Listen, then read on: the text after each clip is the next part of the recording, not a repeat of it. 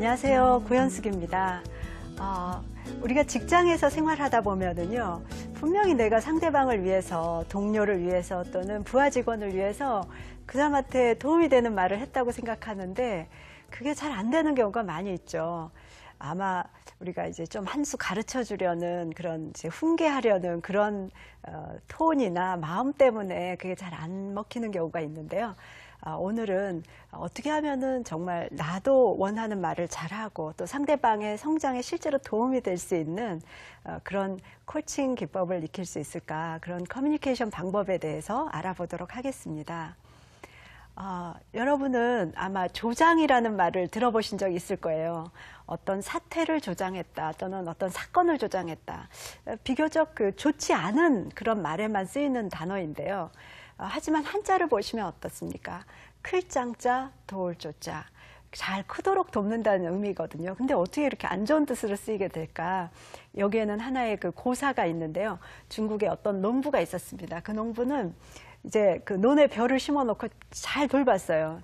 근데 어느 날 논에 나가 보니까 남의 집 그 논의 벼들은 좀 다 큰 것 같은데 우리 벼는 좀 잘 안 큰 것 같아요. 그래서 농부가 고민 끝에 벼 한 폭이 있죠. 그거를 손으로 딱 잡고서 조금 땅에서 이렇게 들어 올려줬습니다. 뽑지는 않고 살짝 들어 올렸어요. 그러고 보니까 키가 큰 것 같아요. 그래서 하루 종일 그 논에 있는 벼들을 다 조금씩 이제 들어 올린 겁니다. 그래서 저녁에 집에 가니까 부인이 물어본 거예요.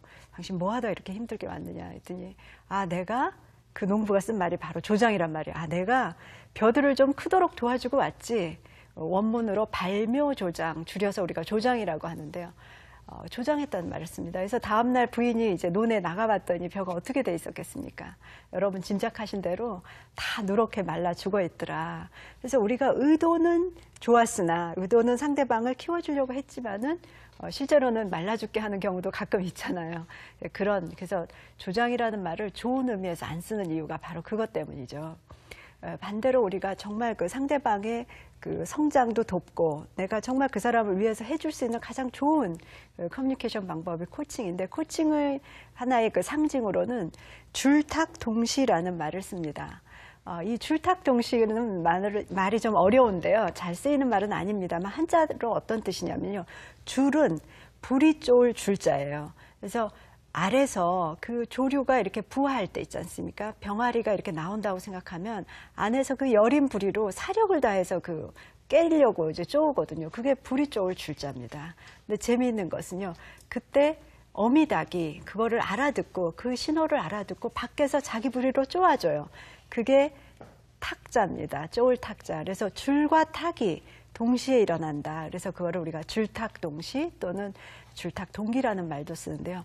마치 우리가 사람을 변화시키고 사람을 성장시킨다는 거는 일방적으로 이렇게 뽑는 조장이 아니라 함께 이렇게 하는 줄탁동시의 정신이 아니겠는가, 이렇게 생각이 됩니다. 이 줄탁동시를 그러면 이루려면 어떻게 해야 될까? 생각해 보세요. 만약에 우리가 이제 기다리지 못하고 일방적으로 이제 알을 깬다 그러면 진짜 알이 생명이 되게 어렵잖아요. 그런 것처럼 안에서도 좀 할 수 있는 가능성과 잠재력이 있다는 거를 믿고 기다려주고 또 인내심이 있고 그런 것들이 이제 필요합니다. 근데 그 줄탁동시가 되려면은 상대방에 대한 그 코칭의 접근법이라 그럴까요? 그것이 이제 필요한데, 첫째는 이제 누구나 우리가 사람들은 잠재력이 있다. 그런 것이 이제 그 코칭의 가장 큰 그 철학 중에 하나인 것 같아요. 여러분, 제가 이런 질문을 드려볼게요. 우리 직장 다니고 그러고 계시지만은요. 만약 지금 내가 타고난 잠재력을 완전히 연수해서 정말 한 방울도 남기지 않을 정도로 다 쓰는 거를 100이라고 한다 그러면 여러분은 몇 정도 지금 스스로 가동되고 있다고 생각하세요? 아마 사람마다 떠오르는 숫자는 다 다르겠죠. 그런데 저는 정말 2%만 지금 가동하고 있다는 사람의 대답부터 50%는 될 것이다. 한 60% 이렇게 대답하는 분까지 만나봤어요. 그러니까 아무리 많이 얘기하는 사람도 한 60% 이상은 제가 답을 못 들어봤습니다. 그 얘기는 무슨 얘기예요? 거꾸로 얘기하면 우리가 정말 어떤 조건만 되면 어떤 동기, 어떤 환경, 내가 마음만 먹으면 지금보다 훨씬 더 많은 거를 할 수 있는 잠재력이 있다는 거를 얘기해 주잖아요. 우리 자신이 그렇다면 남들도 대부분 그렇습니다. 그래서 지금 보이는 모습이 다가 아니라 그 밑에 많은 잠재력이 있다는 거를 봐주고 인정하는 것이 바로 코칭의 첫 번째 철학이라고 할 수 있겠어요. 두 번째는 뭐냐면요. 사람들은 자신에게 필요한 해답은 대부분 자기 내부에 갖고 있다는 것입니다. 그래서 그렇게 많은 조언과 충고를 사실은 필요로 하지 않아요. 제가 이런 예를 들어보겠습니다. 직장에 제가 상사로 일하는데 직원 중에 한 사람이 이렇게 복도에서 만났더니 이런 얘기를 합니다. 제가 대학원을 가볼까 생각하는데 누가 권하는 사람이 있어서 그걸 등록해야 될지 말아야 될지 고민이에요. 그러면서 저보고 얘기하는 게 어떻게 하는 게 좋을까요?